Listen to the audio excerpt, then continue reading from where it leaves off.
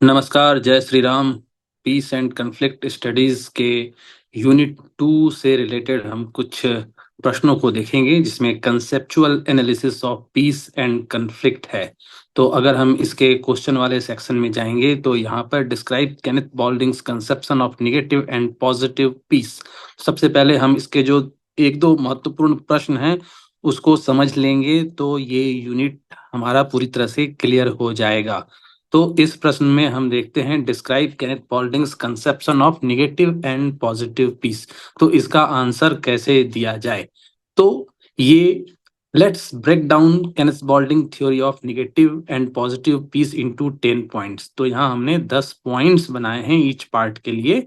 जो negative and positive piece की बात है तो इसमें नेगेटिव पीस क्या है इसको देखते हैं। तो नेगेटिव पीस का मतलब ही है एब्सेंस ऑफ डायरेक्ट वायलेंस, जहां हिंसा ना हो। डायरेक्ट जो हिंसा दिख रही है, जो उत्पात दिख रहा है वो नहीं है, शांति की स्थिति बनी हुई है, उसके एब्सेंस पे ये है negative peace. According to Boulding primarily refers to the absence of direct violence और overt conflict between parties। दो पार्टीज यानी जब भी हिंसा होगी दो पक्ष होगा, दो व्यक्ति होंगे, दो देश होंगे, जो भी होगा। ये तो पार्टीज वर्ड से यहाँ पर दो पक्ष के बारे में कहा जा रहा है कि वहां के उनके बीच जो डायरेक्ट वायलेंस या कन्फ्लिक्ट है उसका एब्सेंस यानी नहीं होना। It signifies a state of ceasefire और truce where armed hostilities have ceased. मान लीजिए दो देशों के बीच अगर वॉर हो रहा है और उस वॉर के बीच में अगर सीज फायर घोषित हो जाता, यानी दोनों देश अपने अपने जो आक्रमण जो कर रहे थे दूसरे देशों पर उसको बंद कर देते हैं, सीज फायर या ट्रूस की स्थिति आ जाती है, तो ये कहेंगे कि शांति स्थापित हो गई। लेकिन ये निगेटिव पीस हुआ, इसे नकारात्मक जो है अहिंसा कहेंगे। टेम्पोररी स्टेबिलिटी यानी this concept suggests that negative peace provides a temporary stability. जब नेगेटिव पीस होगा तो ऐसी शांति जो होती है बहुत ही अस्थाई होती है, अस्थाई शांति होती है। By halting the immediate threat of war or violent conflict. दो लोग जो आपस में पुरानी दुश्मनी है वो लड़ाई लड़ रहे थे, लेकिन किसी ने आकर बीच बचाव कर कर उन दोनों को लड़ने से रोक दिया और वहां शांति स्थापित सी लग रही है उस मोहल्ले में। ऐसा सामान्य उदाहरण मानकर चलिए तो ये एक अस्थाई अहिंसा की स्थिति है, शांति की स्थिति है। लेकिन यहाँ पर संभावना है कि अभी जो है अशांति और उत्पन्न हो सकती है। However, it does not address the underlying cause or structural issues that may lead to future conflict। यानी यहाँ उस कारण के बारे में तो नहीं सोचा गया या उस कारण को दूर करने की कोई कोशिश तो नहीं की गई जिससे कि वहां पर पूर्ण रूप से शांति स्थापित हो सके भविष्य में भी। सिर्फ वर्तमान में शांति स्थापित कर दी गई है। Focus on cease fire. Negative peace often involves efforts to negotiate and maintain cease fire. Cease fire का मतलब होता है शांति की स्थिति को बहाल कर देना। जो युद्ध है या जो एक तरह से भयावह स्थिति पैदा हुई है आक्रमण की, उस आक्रमण की स्थिति को खत्म कर देना। निगोशिएशन या पीस ट्रीटी और आर्मिस्टिस बिटवीन कन्फ्लिक्टिंग पार्टीज। तो आर्मिस्टाइज जो होता है उसमें जो हथियारों का संघर्ष है, हथियारों की जो होड़ है, हम इसको यहाँ पर अगर डिफाइन करें तो ये आता है an agreement made by opposing sides in a war to stop fighting for a certain time. एक सर्टेन टाइम के लिए जो कन्फ्लिक्ट है उसको बंद कर देना, उसकी लड़ाई को बंद कर देना। तो कन्फ्लिक्टिंग पार्टीज, तो इस तरह से अगर कुछ समय के लिए अगर युद्ध बंद होता है तो ये जो है कन्फ्लिक्टिंग पार्टीज के बीच, इससे भी जो शांति पैदा होगी वो निगेटिव शांति होगी। एस्केलेशन ऑफ वायलेंस तो रुक जाएगा। लिमिटेड स्कोप यानी जो निगेटिव पीस होता है limited scope. Boulding conception of negative peace is criticise for it limited scope. Limited scope का मतलब होता है इसका जो क्षेत्र है वो सीमित है, इसकी जो एप्लीकेबिलिटी है उसमें बहुत कम संभावनाएं छिपी हैं। तो ये हुआ limited scope. It primarily focuses on the absence of war. War अभी नहीं हो रहा है, हथियारों से जो युद्ध चल रहा था वो अभी नहीं हो रहा है, जो हिंसा हो रही थी वो अभी नहीं हो रही है। लेकिन इसने बहुत बड़े जो इश्यूज थे जिसके चलते ये कार्य हो रहा था, जिसके चलते हिंसा हो रही थी, उसको एड्रेस नहीं किया। वहां इनइक्वालिटी, इनजस्टिस या सिस्टमेटिक वायलेंस जो हो रहा था दो पार्टीज के बीच, उसको एड्रेस नहीं किया गया है, बस अस्थायी शांति स्थापित की गई है। State centric approach. Negative peace is often approached from a state centric perspective. यानी जनरली जो नेगेटिव पीस की बात की जाती है स्टेट सेंट्रिक, वहाँ स्टेट इन्वॉल्व है एक तरफ, where the primary goal is to maintain stability and order within the boundaries of nation state. राज्य ऐसे कोई कार्य को करे जिससे कि ये उसका लक्ष्य हो कि वो व्यवस्था को, जैसी व्यवस्था इसको कहते हैं पब्लिक ऑर्डर मेंटेन रहे, स्टेबिलिटी मेंटेन रहे नेशन स्टेट के बाउंड्री के भीतर, rather than एड्रेसिंग ट्रांसनेशनल और ग्लोबल सोर्सेस ऑफ कन्फ्लिक्ट। मुख्य रूप से ये कन्फ्लिक्ट है क्यों? दो देशों के बीच या पूरे विश्व के स्तर पर कोई भी विवाद होता है तो उसके कारणों पर ये नहीं जाता है। Security dilemma, Boulding acknowledges the role of negative peace in mitigating the security dilemma where state में perceive each others action as a threat. Security dilemma का मतलब होता है कि हर देश अपनी सुरक्षा के प्रति जो है वो आश्वस्त नहीं रहता है, उसे लगता है कि उसकी सुरक्षा पर खतरा है और उस खतरे के लिए वो अपने हथियारों में वृद्धि करते रहता है, या जो दूसरे देश जिससे लगता है कि उसकी सुरक्षा को खतरा है उसके प्रति शक की स्थिति बनी रहती है और युद्ध की स्थिति बनी रहती है। तो यहाँ पर क्या है कि आर्म रेस होगा। जब भी सिक्योरिटी डायलेमा होगा, हमें पता ही नहीं है कि हम कितने सिक्योर हैं, सेफ हैं, तो पता नहीं दूसरा कौन सा हथियार बना ले, अपना ले, खरीद ले, तो हम अपने अधिक से अधिक हथियारों को बढ़ाते रहे। तो आर्म रेस क्या होता है? टेंशन को बढ़ाता है। Negative peace aim to reduce such perception of insecurity among nations. तो निगेटिव पीस का मतलब शांति स्थापित हो रही है, लेकिन बस इसी सेंस में हो रही है कि अगर ऐसा है तो ये मूल जो कारण है उसको शांत नहीं करता है, बस उस समय में तात्कालिक सहायता देता है ताकि शांति स्थापित हो सके। Critique of militarism, Boulding critique of the reliance on militarism as a means of achieving negative peace, arguing that it perpetuate a cycle of violence and fail to address the root cause of conflict. तो militarism का मतलब है कि सिर्फ सैन्य क्षमता पर अगर निर्भरता है कि इससे जो है शांति प्राप्त हो सकती है, तो उसी का क्रिटिक ऑफ मिलिटरिज्म है। Boulding critiques the reliance on militarism as a means of achieving negative peace. Negative peace को प्राप्त करने के लिए सिर्फ सैन्य क्षमता पर अपनी भरोसे को कायम रखना, इसको वो क्रिटिसाइज करता है। It's perpetuates a cycle of violence and fail to address the root causes of conflict. उसमें रूट काउजेज ऑफ कॉन्फ्लिक्ट को हम एड्रेस नहीं कर पाते हैं। Peace keeping efforts, negative peace often involves peace keeping. Negative peace कैसे आएगा? Peace keeping के लिए कुछ प्रयत्न किए जाएंगे, शांति को बनाए रखने के लिए कुछ प्रयत्न किए जाएंगे। इसमें इंटरनेशनल ऑर्गेनाइजेशन होगा, कोएलिशन होगा to monitor ceasefire, separate conflicting parties and prevent the resumption of hostilities in conflicted zone।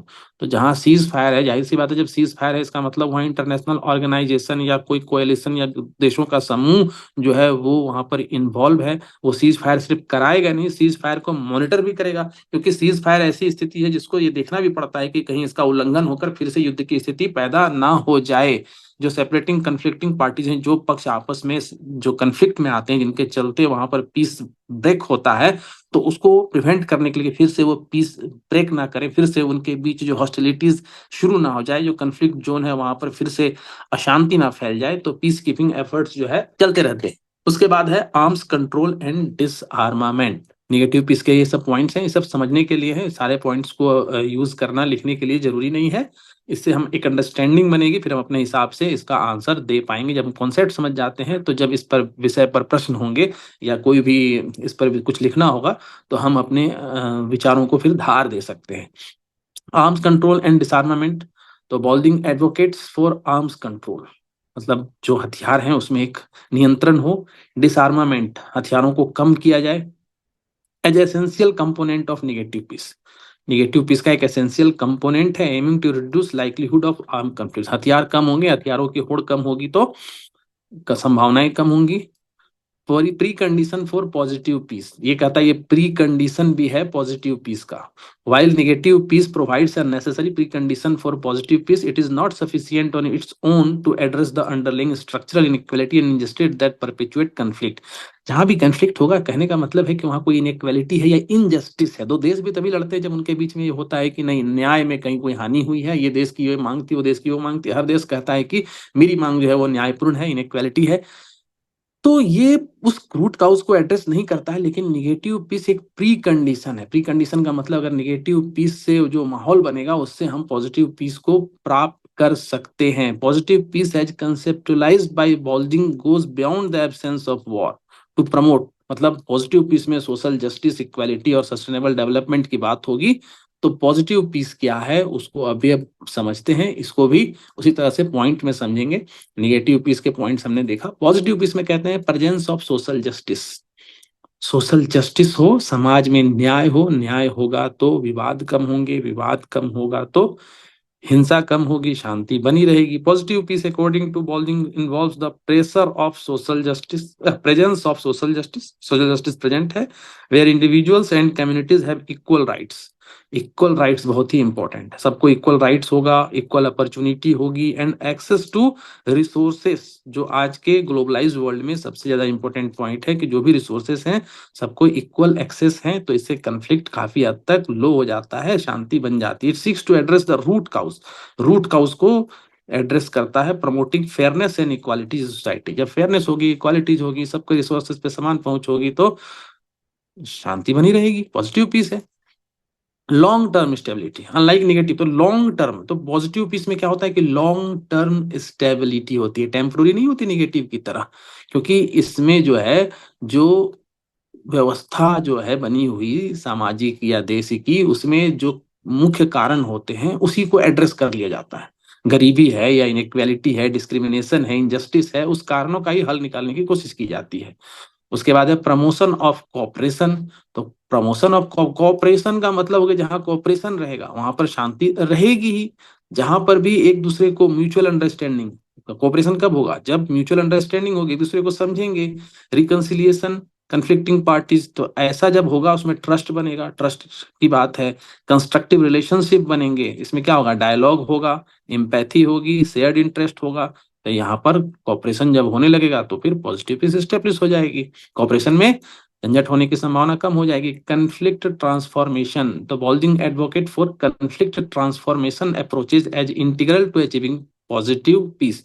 तो ये कन्फ्लिक्ट ट्रांसफॉर्मेशन, ट्रांसफॉर्म का मतलब बदलना, कन्फ्लिक्ट को, विवाद को दूसरा रूप देना, which involve addressing the underlying grievances and power imbalance that fuel conflict and promoting non-violent means of resolving disputes। तो जो भी अगर डिस्प्यूट्स है, जो कन्फ्लिक्ट है, उसको ट्रांसफॉर्म कर दो, उसको वायलेंट से नॉन वायलेंट की तरफ लाओ। क्यों है, क्या ग्रीवांसेस है, क्या पावर इम्बैलेंस है, जिससे कि कन्फ्लिक्ट को प्रमोशन होता है, कन्फ्लिक्ट को बल मिलता है, उस कन्फ्लिक्ट को ट्रांसफॉर्म कर दो, तो पॉजिटिव पीस की तरफ हम बढ़ सकते हैं। ह्यूमन सिक्योरिटी, तो पॉजिटिव पीस क्या करता है? प्रायोरिटाइज करता है ह्यूमन सिक्योरिटी को, ह्यूमन फर्स्ट, ह्यूमन की सिक्योरिटी फर्स्ट, ह्यूमन का वेलबींग फर्स्ट, ह्यूमन की डिग्निटी फर्स्ट। इंडिविजुअल हो या कम्युनिटी, जहां भी हो, एक व्यक्ति के तौर पर या एक समाज के कम्युनिटी के तौर पर। तो इसमें क्या है, ये ह्यूमन सिक्योरिटी का मतलब ह्यूमन के कई पक्ष है, उसको इकोनॉमिक सिक्योरिटी भी हो, उसकी कमाई, उसको जो मनी आमदनी, उसकी सुरक्षा हो, उसको जो भोजन मिले उससे उसकी सुरक्षा हो कि भोजन उसको मिलेगा, उसकी निश्चिंतता हो, हेल्थ की सिक्योरिटी गारंटेड हो, इन्वायरमेंटल सिक्योरिटी हो, पॉलिटिकल सिक्योरिटी हो। ये सब लास्टिंग पीस, मतलब इस तरह व्यवस्था हो तो वहां पर शांति चिरस्थायी काल तक बनी रहती है। Structural changes, Boulding emphasise the importance of structural changes. अगर स्ट्रक्चर खराब है तो स्ट्रक्चर को ही बदल दो समाज का। अगर स्ट्रक्चर में ही कोई प्रॉब्लम है, ज्यादातर तो अशांति की स्थिति समाज के स्ट्रक्चर में ही किसी प्रॉब्लम को होने से होती है। स्ट्रक्चर अगर बेहतर कर दिया तो पॉजिटिव पीस बन जाएगा। स्ट्रक्चर अच्छा करने के लिए क्या होगा? रिफॉर्म करना होगा, गवर्नेंस में, इकोनॉमिक पॉलिसी में रिफॉर्म करना होगा, सोशल इंस्टीट्यूशन में रिफॉर्म करना होगा, कल्चरल नॉर्म जिसके चलते अशांति हो सकती है, that promotes inclusivity, equality and sustainable development. तो यहाँ से हो जाता है रिकंसिलिएशन एंड हीलिंग से। Positive peace involve process of reconciliation, healing, and forgiveness to address past trauma and grievances and to build a shared vision of the future based on a mutual respect. Reconciliation and healing, अब कुछ ऐतिहासिक जो विवाद हो सकते हैं, जो बार बार अशांति को जन्म देती है, तो वहां पर ऐसे ऐतिहासिक विवादों को सॉल्व करना बहुत जरूरी हो जाता है। एक फ्यूचर बेस्ड म्यूचुअल रेस्पेक्ट और अंडरस्टैंडिंग कैसे बनेगा कि ठीक है जो पास्ट में हुआ, लेकिन हमें भविष्य में एक बेहतर दिशा में जाना है, हमें भविष्य में कॉपरेशन के साथ काम करना है। शांति ही प्रगति और समृद्धि की शर्त है। तो इस विजन के साथ अगर कुछ ऐसी बातें हैं जिसको हम reconciliation, healing and forgiveness, forgiveness का मतलब इसको हम छोड़ दें, नेग्लेक्ट कर दें, माफ कर दें, पास्ट ट्राउमा, कुछ ऐसे ट्रॉमास हुए हैं, तो हम भविष्य की तरफ बेहतर तरीके से बढ़ सकते हैं, आपस में विवादों को सुलझा लें और भविष्य की तरफ ध्यान रखें। उसके बाद है एम्पावरमेंट एंड पार्टिसिपेशन। तो जैसे ही एम्पावरमेंट करते हैं मार्जिनलाइज्ड ग्रुप का, उनको मीनिंगफुल पार्टिसिपेशन देते हैं डिसीजन मेकिंग में, तो पॉजिटिव पीस के लिए ये काफ़ी बेहतर सिद्ध होता है। एनवायरमेंटल सस्टेनेबिलिटी, तो एनवायरनमेंट के चलते भी एनवायरनमेंट भी असर डालता है एक पूरे रीजन में, वहाँ के लोगों में। तो एनवायरनमेंट के सस्टेनेबिलिटी पर जोर दें, उसकी पॉलिसीज ऐसी हो, प्रैक्टिस ऐसी हो, नेचर को प्रोटेक्ट करना, रिसोर्सेज को प्रोटेक्ट करना, mitigate climate change and promote ecological balance. तो इससे उस क्षेत्र में अव्यवस्था नहीं होगी, अशांति नहीं होगी। जैसे हम देखिए अपने देश में ही ज्यादातर खनन के चलते जंगलों का दोहन, और उसके चलते वहां पर का इको बैलेंस गड़बड़ाना, वहां के जो जनजातियां हैं उनके साथ जल जंगल जमीन की जो उनके अधिकार थे उनका छिन्न भिन्न होना, इन्वायरमेंट का प्रॉब्लम वहां पर कितनी अशांति को जन्म देता है। फिर वो विद्रोह अपना लेते हैं, विद्रोह के रास्ते पर चल पड़ते हैं। ग्लोबल कोऑपरेशन चाहिए पॉजिटिव पीस के लिए। बिना कोऑपरेशन के आज के समय में, जहां पर हमें कई इश्यूज से निपटना है, पॉवर्टी हो, एनवायरमेंटल डिग्रेडेशन हो, टेररिज्म हो, यहाँ पर भी हमें चाहिए। पेंडेमिक है, पेंडेमिक भी अशांति ला सकती है, तो ग्लोबल कोऑपरेशन पेंडेमिक में, जैसे हमने देखा कि हमारे देश ने कोविड में कैसे ग्लोबल कोऑपरेशन कर कितने देशों को जो है वो वैक्सीन सप्लाई किया गया, तो इसे प्रमोट करता है ये सब पीस को। तो ये पॉइंट्स जो है कम्प्रिहेंसिव ओवरव्यू है। कैनेथ अब देखते हैं कि Kenneth Boulding indeed viewed positive peace. तो पॉजिटिव पीस जो है, इसको हम अगर समझेंगे तो पॉजिटिव पीस का मतलब होता है good management of conflict. Positive peace का कंसेप्ट बतलाता है कि जो कन्फ्लिक्ट है उसको बहुत अच्छे से गुड मैनेज किया जा रहा है। इसी को विस्तार में समझने के लिए, थोड़ा और क्लियर करने के लिए यहाँ कुछ पॉइंट्स हैं कि बोल्डिंग कैसे देखता है पॉजिटिव पीस को। तो पहले, conflict as inevitable. Boulding recognise that conflict is a natural and inevitable aspects of human interaction. तो हमने अभी पीस एंड कन्फ्लिक्ट स्टडीज के चैप्टर में देख ही रहे हैं कि ह्यूमन नेचर का हिंसा से संबंध है, एक नेचुरल एस्पेक्ट है ह्यूमन के इंटरेक्शन का कि वहां कन्फ्लिक्ट होता ही है। स्टेमिंग फ्रॉम डिफरेंसेस इंटरेस्ट, दो लोगों के इंटरेस्ट अलग होंगे, वैल्यूज अलग होंगी, पर्सपेक्टिव सोचने का तरीका अलग होगा। तो जब समस्याएं होंगी, दो लोगों के बीच में कन्फ्लिक्ट होगा, तो कैसे उस कन्फ्लिक्ट को मैनेज किया जाए, उस कन्फ्लिक्ट को समाप्त करने के लिए क्या मैनेज किया जा सकता है कि इसको इस्केलेट होने से, मतलब कन्फ्लिक्ट तो है लेकिन जब वही कन्फ्लिक्ट आगे बढ़ जाता है, इस्केलेट हो जाता है, उसमें वृद्धि हो जाती है, तो वो हिंसा का रूप लेता है। तो शांति जो है, अब हिंसा होगी तो शांति में बाधा उत्पन्न होगी, तो शांति की तरफ जाना है तो हमें हिंसा में भी कमी होनी चाहिए। तो इसको कैसे किया जाए, तो इसी से संबंधित है, to prevent it from escalating into violence और डिस्ट्रक्टिव बिहेवियर। दूसरा कहता है constructive conflict resolution. Constructive conflict resolution, तो positive peace according to Boulding involves adopting strategies.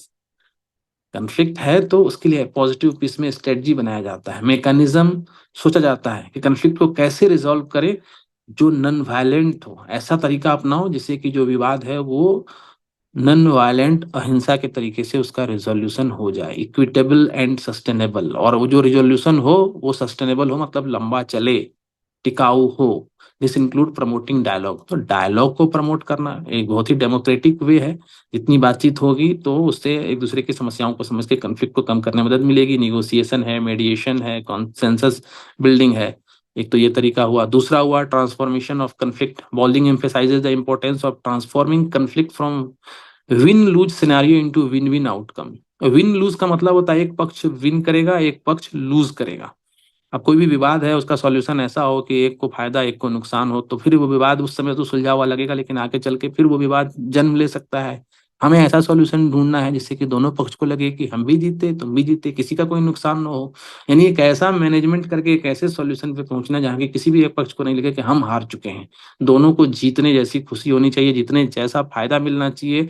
दोनों पार्टी के इंटरेस्ट को कहीं ना कहीं फुलफिल होना चाहिए, दोनों के रेस्पेक्ट जो है वो बने रहने चाहिए। ऐसा इश्यूज को एड्रेस करना, ऐसा मैनेजमेंट जो है, इस तरह से कुछ चीजों को फ्रेम करना, इसको ये पॉजिटिव पीस में आएगा, उसके गुड मैनेजमेंट में आएगा। एम्पावरमेंट एंड पार्टिसिपेशन, तो हमने देखा है कि जितना एम्पावरमेंट होता है, जितना पार्टिसिपेशन बढ़ता है, कम्युनिटी का हो, इंडिविजुअल का हो, जब एक्टिव रोल प्ले करने लगते हैं किसी भी रिजॉल्व कन्फ्लिक्ट को मैनेज करने में, तो वहां पर पार्टिसिपेटरी अप्रोच जो होता है डिसीजन मेकिंग के प्रोसेस में, उनकी जो वॉइस सुनी जाने लगती है, तो इससे क्या है कि जस्टिस और इक्वालिटी प्रमोट होता है। तो कन्फ्लिक्ट तो ये भी पॉजिटिव पीस में आता है। कन्फ्लिक्ट प्रिवेंशन, कन्फ्लिक्ट हो ही ना, प्रिवेंशन यानी पहले ही उसको रोक दिया जाए, तो ये प्रोएक्टिव अप्रोच है rather than reactive, focusing on preventing conflict. Conflict को होने नहीं दिया, प्रिवेंट कर दिया जाए, या हो रहा है तो उसको एस्केलेट होने से रोक दिया जाए, बढ़ने से रोक दिया जाए। इसमें क्या करना होगा कि इनइक्वालिटीज, स्ट्रक्चरल फैक्टर्स, इन सब का ध्यान रखना पड़ेगा। सभी लोग पीसफुल तरीके से रह सके, कैसे रह सकते हैं। कल्चरल ट्रांसफॉर्मेशन, तो positive peace require a shift in cultural attitude and norms toward conflict. विवाद के प्रति हम सामाजिक तौर पर, सांस्कृतिक तौर पर कैसा एटीट्यूड रखते हैं, नॉर्म्स क्या हैं, वैल्यूज क्या हैं, टॉलरेंस है कि नहीं, हमारा रेस्पेक्ट फॉर डाइवर्सिटी है कि नहीं। आज के परिदृश्य में देखें, जैसे कि किसी ने सोशल मीडिया पे कोई पोस्ट कर दिया एक विशेष धर्म के खिलाफ, कोई बात बोल दी, कोई लाइन लिख दी, तो तुरंत सर काटने जैसी धमकियां मिलने लगती हैं। तो ये क्या है कि ये कल्चरल एटीट्यूड बना हुआ है या बनाया जा कर रखा गया है आज के समाज में, जहां हर विषय से निपटने के लिए, हर विशेष तरीके के अपराध से निपटने के लिए इतने सारे कानून बने हैं। वहां पर भी एक कितने साल पहले जाकर, सैकड़ों साल पहले जाकर वहां की उस कल्चरल एटीट्यूड और नॉर्म्स के हिसाब से जस्टिस करने की बात करना, तो ये कन्फ्लिक्ट को और बढ़ा देता है। डाइवर्सिटी के लिए रिस्पेक्ट नहीं होना, हर चीज में ऐसा लगना कि हमें ये पसंद नहीं है और हमारे जो कल्चर है उसमें ये नहीं चलता है या हम इसके खिलाफ हैं। तो ये जो बातें होती है कल्चरल ट्रांसफॉर्मेशन, इसको जब तक इसको एड्रेस नहीं किया जाएगा तो पॉजिटिव पीस नहीं होगा। पॉजिटिव पीस करने के लिए उस कल्चरल नॉर्म को बदलना होगा, उस सोच को बदलना होगा कि हर चीज गला काटने से समस्या का समाधान नहीं हो सकता है। अगर समस्या है तो उसके लिए अलग से भी समाधान संभव है, जो कानून के हिसाब से हमारे यहाँ उसके लिए अलग से ऑलरेडी दवा है। Long term sustainability, long term sustainability का मतलब होता है पॉजिटिव पीस में वो टिकाऊपन होता है कि अधिक समय तक जो शांति बनी है, शांति की स्थिति जो है वो कायम रहे। उस तब होता है जब रूट का उसको एड्रेस करते हैं। Building resilient system and institution, ऐसे इंस्टीट्यूशन और सिस्टम बनाते हैं capable of handling future challenges. Future challenges में एजुकेशन होगा, कैपेसिटी बिल्डिंग होगा, कम्युनिटी एम्पावरमेंट होगा, ये सब क्या करेगा, पॉजिटिव पीस को बनाएगा। फ्यूचर में भी कन्फ्लिक्ट नहीं होंगे। इंस्टीट्यूशनल फ्रेमवर्क, तो पॉजिटिव पीस में इंस्टीट्यूशनल फ्रेमवर्क की बात की जाती है। डेवलपमेंट करना है रोबस्ट इंस्टीट्यूशनल फ्रेमवर्क का, local, national, international, to support effective conflict management. Conflict को कैसे मैनेज किया जाए इसके लिए हर तरह से प्रयास होंगे। रूल ऑफ लॉ हो, ह्यूमन राइट्स का प्रोटेक्शन हो, अकाउंटेबिलिटी हो, एब्यूज को प्रिवेंट करने के लिए पावर हो, प्रमोट हो सोशल जस्टिस के लिए इंस्टीट्यूशनल फ्रेमवर्क रहेगा तो पॉजिटिव पीस लागू हो सकेगा। इथिकल डायमेंशन भी है। Ethical dimension of positive peace emphasising the importance of acting with integrity, fairness and compassion. जो डील करने वाले हैं, जो अफसर हैं, जो लोग जिन पर शांति स्थापित करने का दायित्व है, उनकी इंटीग्रिटी नहीं होगी, सत्य पर निष्ठा नहीं होगी, अपने कर्तव्यों के प्रति दायित्व नहीं होगा, वो एकदम पारदर्शिता के साथ कार्य नहीं करेंगे, उनमें कंपेशन नहीं होगा यानी कि दया की भावना नहीं होगी कन्फ्लिक्ट में डील करने की, तो ये नहीं हो पाएगा। ह्यूमन डिग्निटी का भी उनको ख्याल रखना है, सोशल इक्विटी का भी ख्याल रखना है, इन्वायरमेंटल सस्टेनेबिलिटी का भी ख्याल रखना है। उसके बाद global solidarity, positive peace extend beyond individual conflict to encompass a broader vision of global solidarity and cooperation. तो जब तक विश्व में सॉलिडरिटी नहीं होगी, सब आपस में एकजुट होकर कोऑपरेट कर कर सोचेंगे नहीं कि शांति कैसे स्थापित हो, इंटरनेशनल स्तर पर हो, पीस जस्टिस को कैसे कायम रखा जाए, सस्टेनेबल डेवलपमेंट को कैसे कायम रखा जाए और इन सब का क्या संबंध है मानव के साथ, तब तक हम पॉजिटिव पीस को प्राप्त नहीं कर सकेंगे। तो इसमें हमने इस प्रश्न के जवाब में वो सारा समझ लिया कि कैसे हम समझेंगे वो निगेटिव पीस को और पॉजिटिव पीस को और उनके कंसेप्ट को। अब ये दूसरा प्रश्न है हमारे सामने, जिसके जो है analyse how the state in its historical development function in managing with conflict and promoting peace in society.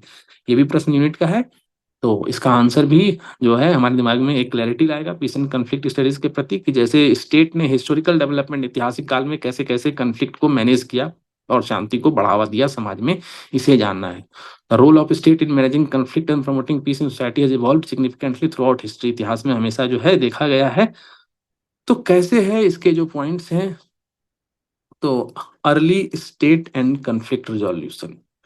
तो अर्ली में Mesopotamia, Egypt, China, state emerge as central authority. उस समय स्टेट जो था, जो भी सेंट्रल अथॉरिटी थी, वो कैसे मेंटेन करती थी कानून को, व्यवस्था को, समाज में जो अस्थायित्व है, जो शांति है, या जो समाज में जो डिस्प्यूट होता था उसको कैसे रिजॉल्व करती थी अपने टेरिटरी के भीतर। तो हर स्टेट जो होता था उस समय वहाँ उनके अपने लीगल कोड्स होते थे, रिलीजियस इंस्टीट्यूशन भी होता था और ब्यूरोक्रेसी भी होती थी। ये क्या करते थे? Adjudicate conflict and enforce law. मतलब अगर विवाद हुआ है तो पुराने ज़माने में ऐतिहासिक काल में यहाँ पर जो कानून होते थे, जो रिलीजियस इंस्टीट्यूशन होता था और जो ब्यूरोक्रेसी होती थी, वो कॉन्फ्लिक्ट का निपटारा करते थे और कानूनों को लागू करते थे जिससे कि शांति व्यवस्था बनी रहे। Military power and peace keeping. Many early states relied on military power. Military power सैन्य क्षमता पर निर्भर रखते थे to maintain internal order and defend against external threat. उस समय सबसे बड़ा होता था एक्सटर्नल थ्रेट, ज्यादा समस्या वाली बात होती थी क्योंकि इंटरनेशनल कॉपरेशन आज की तरह पहले के काल में इतिहास में नहीं रहा था। तो जो किंग होते थे, रूलर होते थे, जो कि स्टैंडिंग आर्मी को कमांड करते थे। अगर अपने राज्य के भीतर कोई रिबेलियन बहुत होता था उस समय, राज्य के भीतर जो है वो विद्रोह हो गया तो उसको कैसे दबाना है, किसी दूसरे राज्य ने आक्रमण किया, इन्वेजन किया तो उसको कैसे देखना है, उसको कैसे डिटर करना है, यानी उसका काउंटर कैसे करना है, और राइवल फैक्शन जो विरोधी हैं उसके ऊपर कैसे कंट्रोल रखना है। Establishing monopoly on violence, states out to prevent outbreak of large scale conflict and maintain a same balance of peace within their border. तो इस तरह से मुख्य रूप से सैन्य सहयोग से, सैन्य की सहायता से, उस पे कमांड रख के जो भी होते थे, किंग होते थे, रूलर होते थे, वो अपने मोनोपोली वाले कमांड से इस तरह की व्यवस्थाओं को अपना कायम रखते थे और अपने राज्य में शांति स्थापित रखने की पुरजोर कोशिश करते थे। उसके अलावा उस समय डिप्लोमेसी और अलायंसेस, अलायंसेस का मतलब दो राज्यों का आपस में मिलकर संगठन बनाना या डिप्लोमेटिकली काम करना। तो डिप्लोमेसी में भी अलायंस बनाते थे। Neighbouring politics as a means to managing conflict and reducing the risk of war. आपस के राज्यों से डिप्लोमेसी और अलायंस बना के रहेंगे तो वॉर का रिस्क कम होगा। वॉर कोई भी राज्य चाहता नहीं है, वॉर जितने कम होंगे तो राज्य को प्रगति करने में उतना सहायता होता है, तो उसके लिए वो ट्रीटीज करेंगे, डिप्लोमेटिक एनवॉय भेजते थे आज की तरह। एंड मैरिज अलायंसेस उस समय बड़ा चलता था, एक राज्य और दूसरे राज्य के बीच वैवाहिक रिश्ता जो होता था वो किया जाता था जिससे कि संबंध बनते थे और राज्यों के बीच संबंध बनते थे तो युद्ध की संभावनाएं कम होती थी। कॉमन टूल्स थे used by state to negotiate territorial disputes हो, trade agreement and military alliance. तो इससे क्या होता था, राज्य में स्टेबिलिटी और कोऑपरेशन बना रहता था। Colonialism and conflict expansion. तो कॉलोनियलिज्म का मतलब ये जो यूरोपीय शासन जो था, जहाँ कॉलोनी वाले सिस्टम की शुरुआत हुई यूरोपियन पावर ने, तो उन्होंने क्या किया, empire through conquest and colonisation often leading to conflict with indigenous population. तो जैसे भारत में देखे, वहाँ अंग्रेजों का शासन, कॉलोनी बनाई तो इंडिजिनियस पॉपुलेशन के साथ उनका काफी कंफ्लिक्ट हुआ। And rival colonial power, rival का मतलब जैसे यहाँ पर अंग्रेज आए तो फ्रेंच भी आए, तो दो राइवल हो गए, वो अपनी अपनी कॉलोनी बनाएंगे तो उनके बीच भी बहुत विवाद हुआ, संघर्ष हुआ, युद्ध हुआ। तो इसमें क्या था कि state played a dual role in managing this conflict, both suppressing resistance movement through military forces. मतलब जैसे यहाँ पर जितने विद्रोह हुए उसको मिलिट्री फोर्सेस से सप्रेस कर दो, एंड ऐसे नियम भी बनाओ ताकि उनको एसिमिलेट कर सको, इंडिजिनियस पॉपुलेशन को भी अपने साथ जोड़ सको। जब से अगर हम कहें कि जैसे यहाँ पर 1857 की क्रांति हुई, अलग अलग जगह सन्यासी विद्रोह हुआ, कहीं पर आदिवासियों के साथ उनका झड़प हुआ, लड़ाइयाँ हुई, तो वहां पर उन्होंने उनको दबाया, अपनी मिलिट्री और अपनी शक्ति का इस्तेमाल किया, उनके जो भी स्ट्रेटजी थे उनको चकनाचूर किया, उनको युद्ध में मात दिया, लेकिन साथ ही साथ ऐसे नियम कानून और पॉलिसी भी बनाई कि फिर उनको अपने साथ जोड़ सकें, उनकी जो डिमांड थे उनको एड्रेस किया जा सके, उनको पॉलिसी में जगह दिया जा सके, ताकि एक बार हम उनको हरा चुके हैं लेकिन वो शांति की स्थिति बनी रहे, उनके डिमांड को पूरा किया जा सके, इसके लिए उनको भी लेकर चलने की बात सोची गई थी। Nation building and social cohesion. तो 19th and early 20th century many state focuses on nation building efforts aimed at fostering social cohesion and national identity among diverse population.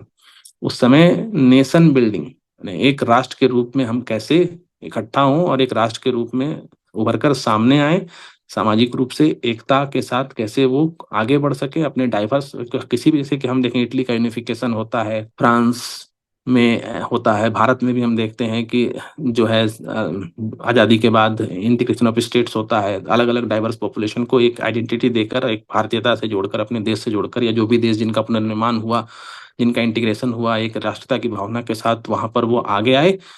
और इससे क्या है कि जो अपने अंदर उस देश के भीतर जो कन्फ्लिक्ट था, जो इंटरनल डिवीजन था, जो कन्फ्लिक्ट था, उसको कम करने में इससे काफी मदद मिली। एक देश की जो भावना थी, एक नेशन की जो भावना थी, उसने उस कन्फ्लिक्ट को दूर किया। इटली के अंदर जो आपस में, जर्मनी के अंदर जो आपस में जो कन्फ्लिक्ट था, वो एक जर्मनी एक इटली होने के चलते भारत में जो अलग अलग जो प्रिंसली स्टेट्स थे, उनमें जो आपस में टकराव था, एक भारत, हमारा इंडिया, इस तरह से जो इंटीग्रेटेड होने के चलते वो समस्या दूर हुई। World war and peace treaties, तो वर्ल्ड वार 2 हुए 20th सेंचुरी में, तो इसने क्या था कि डिस्ट्रक्टिव पोटेंशियल, इसने बहुत ही हानि पहुंचाई, बहुत ही कन्फ्लिक्ट जो हुआ इस दौरान।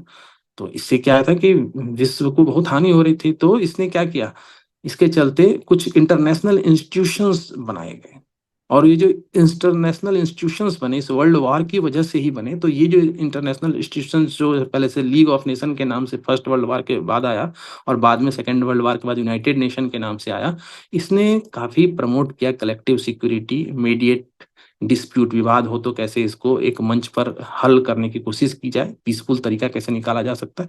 तो इस इतिहास में हम जाकर देखते हैं कन्फ्लिक्ट को सॉल्व करने का ये एक बड़ा अच्छा मैकेनिज्म निकल के आया इंटरनेशनल नेशनल लेवल पर। हर चीजों को अब एक मंच मिल जाता है। Cold war and proxy conflicts, the cold war between the United State and Soviet Union creates a bipolar world order characterised by ideological, तो जो कोल्ड वॉर था जहां एक तरफ यूएसए एक तरफ यूएसएसआर था, तो ये दोनों की जो आइडियोलॉजी अलग थी, चाहे एक तरफ कैपिटलिज्म था एक तरफ कम्युनिज्म था, और ये आइडियोलॉजी का ही वार था। इसमें कई प्रॉक्सी कन्फ्लिक्ट्स, मतलब कन्फ्लिक्ट होते होते रह गए, लगा कन्फ्लिक्ट होंगे, कन्फ्लिक्ट हुए नहीं। ग्राउंड लेवल पर जिस तरह के खतरे बताए गए थे कि न्यूक्लियर वॉर भी हो सकता है, वो हुआ नहीं, लेकिन जिस तरह से ये प्रॉक्सी कन्फ्लिक्ट हुए, इसने जो कन्फ्लिक्ट को बढ़ाया। तो यहाँ पर जो है एक कैसे इसको डील किया जाए, जब हमें इतिहास में हिस्टोरिकल एस्पेक्ट में जाकर देखते हैं, एक बहुत तरह से जो इंस्टेबिलिटी को जन्म दिया यहाँ, इनके चलते एशिया में, अफ्रीका में, लैटिन अमेरिका में कई वायलेंट सिचुएशन भी पैदा हुए, कोरिया वार हो, वियतनाम वार हो। तो इन सब ने जो है आगे सोचने को मजबूर किया कि इस तरह के कन्फ्लिक्ट को कैसे कम किया जा सकता है। कोल्ड वॉर के समय दो देश तो नहीं लड़े, लेकिन उनके आइडियोलॉजी के प्रभाव में छोटी छोटी कई कन्फ्लिक्ट हुए, लड़ाइयां हुई, जिसका भी बहुत असर पड़ा उस दौरान। तो human rights and conflict resolution, तो post world war 2 era there was a growing emphasis on human rights. Human rights जो है 1948 में यूएन यूनाइटेड नेशन का ह्यूमन राइट से रिलेटेड जो एक सभा होती है, उसमें जो पास होता है डिक्लेरेशन, उसके बाद से इंटरनेशनल लॉ को का मेकानिज्म भी जो बनता है, और ये मिलकर कन्फ्लिक्ट को कैसे रिजॉल्व किया जा सके और पीस को कैसे स्थापित किया जा सके, इस दिशा में काफी बेहतर प्रयास करते नजर आते हैं इस ऑर्गेनाइजेशन के साथ। और कभी सारे स्टेट ने भी अपने यहाँ उस ह्यूमन राइट्स को माना, उसको रिकॉग्नाइज किया, इंडिविजुअल की लिबर्टी मान्यता दी, डेमोक्रेटिक गवर्नेंस को प्रमोट किया। इसने भी कन्फ्लिक्ट को कम करने में काफी सहायता निभाई। Peace building and conflict resolution, तो in recent decades many state have become more actively involve in peace building. अभी क्या है कि पीस बिल्डिंग में मोर एक्टिवली स्टेट जो है इन्वॉल्व है, conflict resolution by both domestically internationally. This includes supporting peace negotiations, peace negotiations पे काफी बल है। डिप्लॉइंग पीस कीपिंग मिशन, आज विश्व में कई जगह पीस कीपिंग मिशंस चल रहे हैं। ह्यूमैनिटेरियन असिस्टेंस, गाजा में ह्यूमैनिटेरियन असिस्टेंस मिल रहा है, कई देशों में ह्यूमैनिटेरियन असिस्टेंस मिल रहा है, जहां पर विश्व में युद्ध की विभीषिकाएं चल रही हैं। चैलेंजेज ऑफ ग्लोबलाइजेशन, तो ये challenges of globalisation 21st century में state faces new challenges is managing conflict. तो ग्लोबलाइजेशन के जमाने में जो कन्फ्लिक्ट हैं उसको मैनेज करने में कुछ नए चैलेंजेज आ रहे हैं, कि कैसे इस चैलेंजेज को पार पाया जा सके और कैसे पीस को प्रमोट किया जा सके ग्लोबलाइजेशन के समय में। क्योंकि यहाँ पर ट्रांसनेशनल थ्रेट है, अब एक अलग अलग तरह का थ्रेट है, terrorism, cyber warfare, climate change, ये भी एक बहुत बड़ा खतरा है, पेंडेमिक, अभी हमने देखा कोविड। तो ये क्या है कि कोलैबोरेटिव अप्रोच चाहिए, मल्टीलेटरल अप्रोच चाहिए। तो इसको कैसे डील किया जाए, तो स्टेट क्या करे, क्या अडेप्ट करे, किस तरह की स्ट्रेटजी बनाए, इंस्टीट्यूशन कैसे वर्क करे, एक कम्प्लेक्स इंटर कनेक्टेड चैलेंज है। एक किसी एक देश को हम दोषी भी नहीं ठहरा सकते, और किसी एक देश से सॉल्व भी नहीं होने वाला है। तो ये सारी बातें हैं, तो ये इनका कंक्लूजन है। तो explain the role of civil society, तो यहाँ पर जो सिविल सोसाइटी है उसका रोल हमें एक्सप्लेन करना है कि वो एक कैसे एजेंसी है जो कन्फ्लिक्ट रिजोल्यूशन में हेल्प करती है, कैसे कन्फ्लिक्ट को रिजॉल्व करती है। तो civil society play a crucial role as an agency of conflict resolution, crucial role अदा करती है, complementing the efforts of state. तो चूंकि सिविल सोसाइटी एक स्टेट के जो सर्किल है उसके बाहर का एक एजेंसी है जो कि स्टेट की एजेंसी नहीं है, तो वो कॉम्प्लीमेंट करती है, मतलब जो स्टेट जो कार्य करता है उसमें अपना एड ऑन करती है, उसके कार्य को पूरा करती है। International organisation and other stakeholders, तो एनजीओ या जो इंटरनेशनल ऑर्गेनाइजेशन है जो सभी सिविल सोसाइटी में आते हैं, तो ये कैसे करते हैं यहाँ पर इसको देखेंगे। Mediation and negotiation, civil society organisation जो है ऑफन सर्व एज मेडिएटर्स, तो सिविल सोसाइटी मेडिएटर्स की तरह काम करती है, खास करके इंटरनेशनल सिचुएशन में हम देखते हैं निगोशिएटर्स की तरह काम करती है in conflicts where official diplomatic channel have failed, जहां पर ऑफिशियल डिप्लोमेटिक चैनल फेल हो चुका है या इनएक्सेसिबल है, देयर इम्पार्शियलिटी, क्योंकि माना जाता है इंटरनेशनल लेवल पे कि जो भी ऐसे सिविल सोसाइटीज हैं, एनजीओज हैं, वो इम्पार्शियल हैं, ग्रास रूट कनेक्शन है उनका, कम्युनिटीज को उन पर ट्रस्ट है जिनके साथ वो काम करते हैं, तो इससे क्या है कि आपस में एक जो डायलॉग मेंटेन होता है, जो कन्फ्लिक्टिंग पार्टीज है उनके बीच आपस में जो बातचीत हो सकती है, जो सूचनाओं का आदान प्रदान हो सकता है, वो बेहतर तरीके से होता है, इससे ट्रस्ट बढ़ता है, जब विश्वास बढ़ता है तो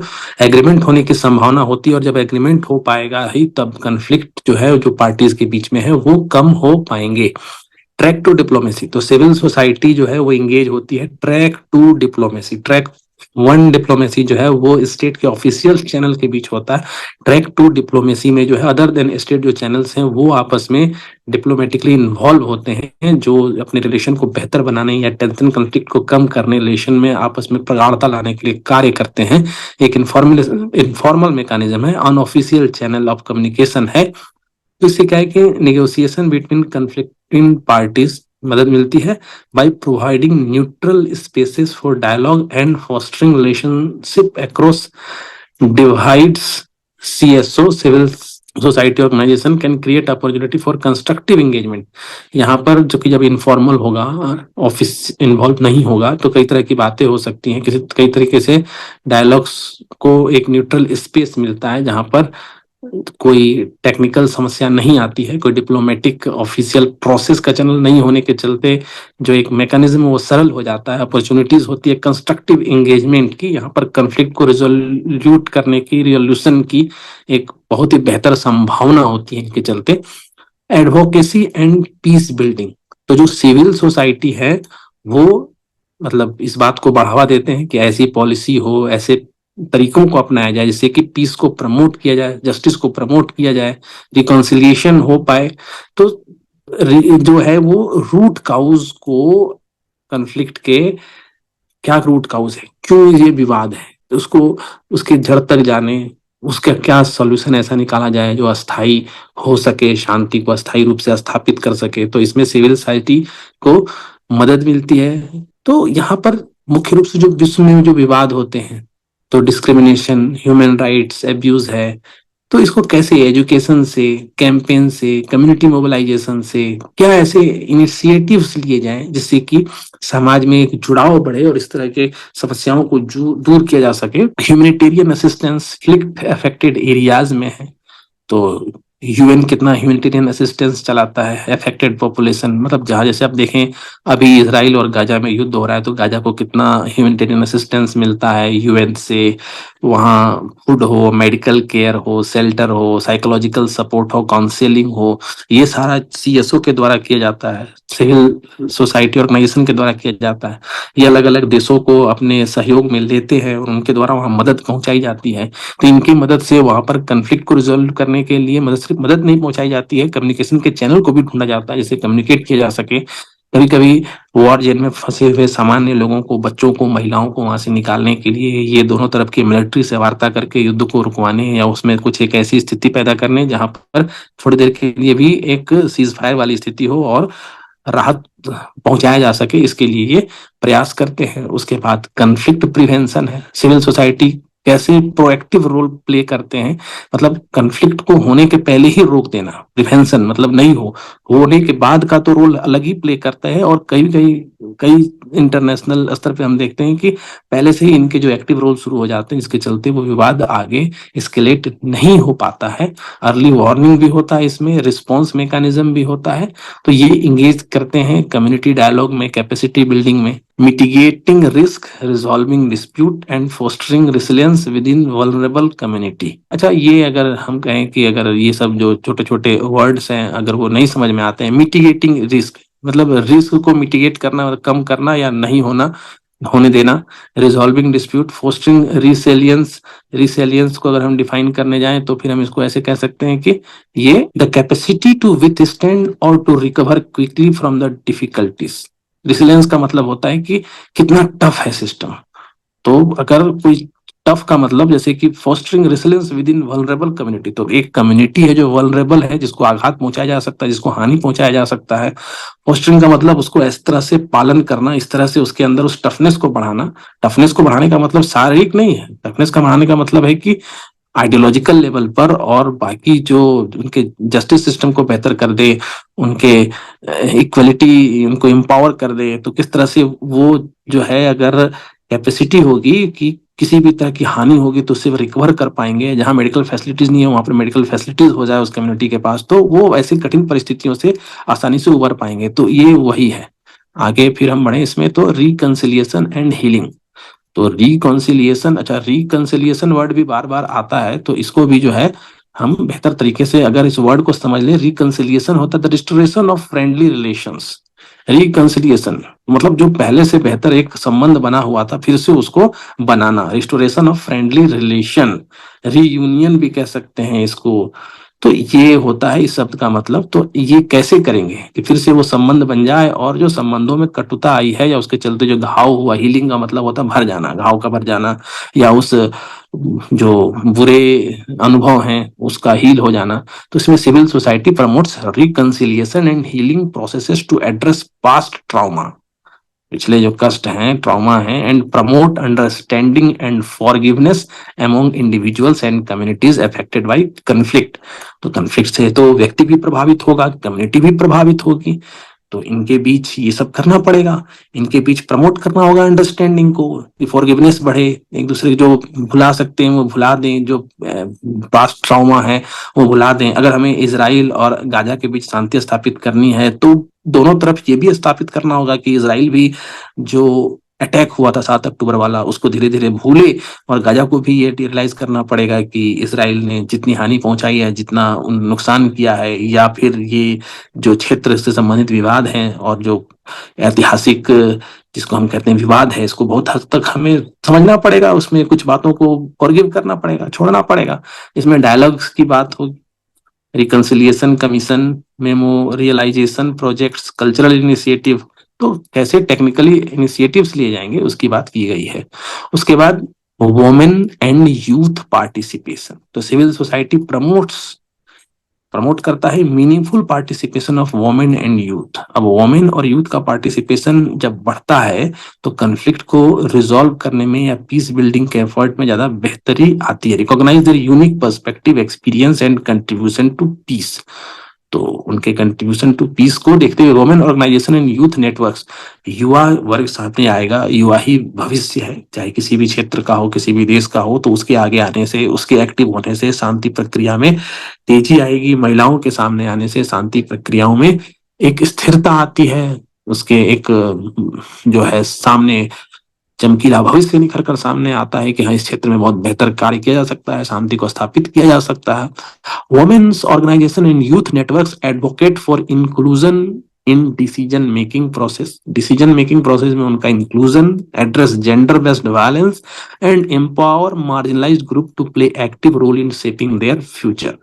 जो मार्जिनलाइज्ड ग्रुप हैं उनको एक्टिव रोल मिले डिसीजन मेकिंग में, इन दोनों को अपनी हिस्सेदारी मिले और जेंडर बेस्ड वायलेंस कम हो, ये सब शांति को बढ़ाने के कार्य आते हैं। क्रॉस बॉर्डर कोऑपरेशन, तो इंटरनेशनल जो कन्फ्लिक्ट है, तो दो बॉर्डर के इस देश और उस देश का कन्फ्लिक्ट है, तो यहाँ कॉपरेशन बढ़ेगा तो पीस बढ़ेगा, सॉलिडेरिटी होगी, कॉपरेशन होगा। तो इसमें जो सीएसओ के द्वारा फैसिलिटेट किया था people to people exchange, cultural initiative, economic cooperation, कैसे ट्रस्ट बने, कैसे डायलॉग प्रमोट हो, bridge divide between neighbouring communities, दोनों के बीच जो डिवाइड है, जो गहरी खाई बनी है उसको कैसे पाटा जाए, इसके लिए जो कार्य होता है, जो भारत पाकिस्तान के बीच भी होता है, सिविल सोसाइटीज कार्य करते। उसके बाद मॉनिटरिंग एंड अकाउंटेबिलिटी, कोई कार्य करो तो उसको मॉनिटर भी करो, अकाउंटेबिलिटी भी तय करो। इससे संबंधित जो कार्य है वो इस पॉइंट्स में आ गए हैं। उसके बाद international advocacy and solidarity.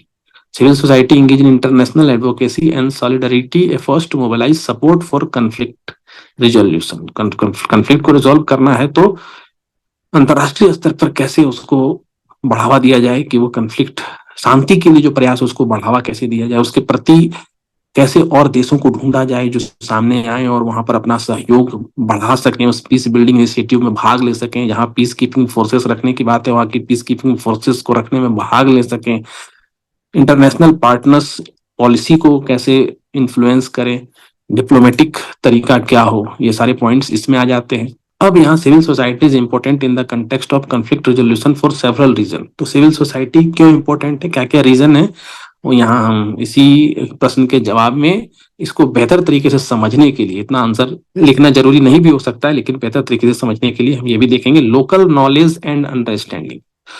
Civil society organisations often have deep roots in the communities. कहने का मतलब जो सिविल सोसाइटी ऑर्गेनाइजेशन है उनको लोकल नॉलेज और अंडरस्टैंडिंग ज्यादा है, जिसके चलते वो बेहतर तरीके से इस कार्य को कर पाएगी, सर्व कर पाएगी। वैल्यूएबल लोकल नॉलेज है, अंडरस्टैंडिंग एंड डायनामिक्स, कन्फ्लिक्ट के डायनामिक्स को बेहतर तरीके से समझेगी, कैसे ये बढ़ा, कैसे इसको हम कम कर सकते हैं, कन्फ्लिक्ट को कैसे रिजॉल्व कर सकते हैं। Trust and legitimacy. Trust and legitimacy मतलब क्या है कि भरोसा किस पर है।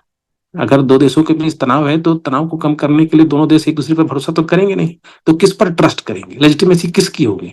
तो ये एक ट्रस्ट वर्दी लेजिटिमेट एक्टर्स की तरफ काम करते हैं, जिस पर कि गवर्नमेंट हो या लोकल कम्युनिटीज हो वो भरोसा करते हैं। इनका प्रेजेंस होता है, ट्रांसपेरेंसी होने के चलते, अकाउंटेबिलिटी होने के चलते जो स्टेक होल्डर्स हैं इस पर भरोसा करते हैं, तो कोऑपरेशन या रिकंसिलिएशन प्रोसेस को काफी तेजी से आगे बढ़ाया जा सकता है। Neutrality and impartiality. तो सिविल सोसाइटी ऑर्गेनाइजेशन जो है वो एक न्यूट्रलिटी और इम्पार्शियलिटी में को मेंटेन करते हैं, ना इसके हैं ना उसके हैं, न्यूट्रल है, इम्पार्शियल है।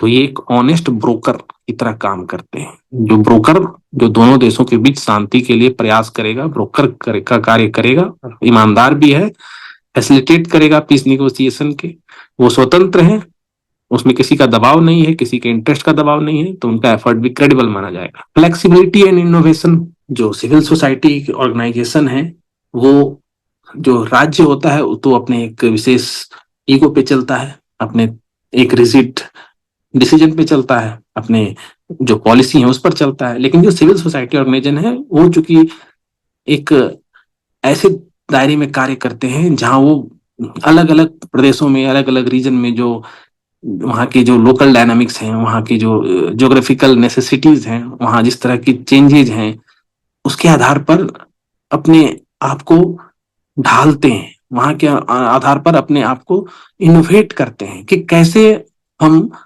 उस नए तरीके को अपना सकें, कुछ नए अप्रोचेज या टेक्नोलॉजी को अपना सकें, नए मेथोडोलॉजी को अपना सकें कि उस कन्फ्लिक्ट को रिजॉल्व किया जा सके। लीग से अलग हटकर सोच सकते हैं, उस सोच को कम्युनिकेट भी कर सकते हैं। Community mobilisation and participation. तो ये कम्युनिटी मोबिलाइज करते हैं, ऑर्डिनरी सिटीजन को भी एम्पावर करते हैं, वुमेन यूथ को एम्पावर करते हैं, मार्जिनलाइज्ड ग्रुप को, मार्जिनलाइज्ड ग्रुप को एम्पावर करते हैं। Advocacy and pressure for change. Civil society organisation advocate for policy change, legal reform and institutional improvement. भैया ये पॉलिसी में ही गड़बड़ी होने के चलते बहुत सारे विवाद होते हैं।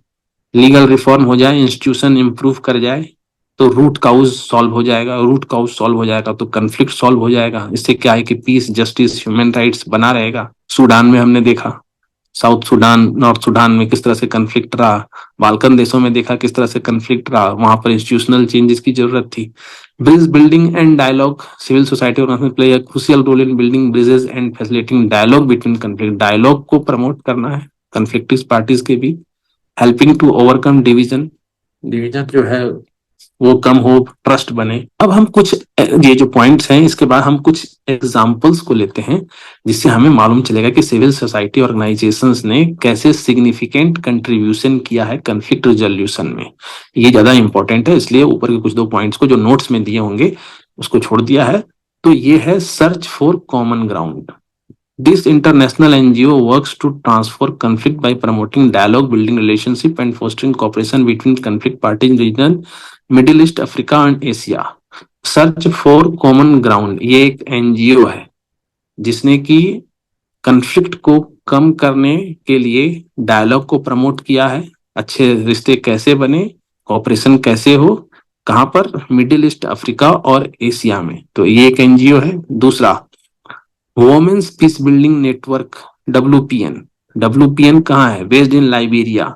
ये क्या करता है, empower women to participate in peace building effort and advocates for gender inclusive policy and program to address the root cause of conflict and promote reconciliation. तो ये एक कार्य है CSO का। उसके बाद centre for humanitarian dialogue, HD, humanitarian dialogue. HD facilitates dialogue and mediation process to prevent and resolve conflict in area of armed conflict and political crisis। Myanmar में, Colombia में और यमन में ये कार्य करता है HD। उसके बाद इंटरनेशनल क्राइसिस ग्रुप, ICG। तो ये क्या करता है, रिसर्च और एनालिसिस करता है conflict around the world and provide policy recommendation to policy makers through diplomacy and political solution. एक ये द एल्डर्स जो है ये क्या है, नेल्सन मंडेला के द्वारा फाउंड किया गया था। The elders is an independent group of global leaders who work together for piece, justice और ह्यूमन राइट्स। इसके लिए ये काम करते हैं, कन्फ्लिक्ट रेजोल्यूशन के लिए काम करते हैं।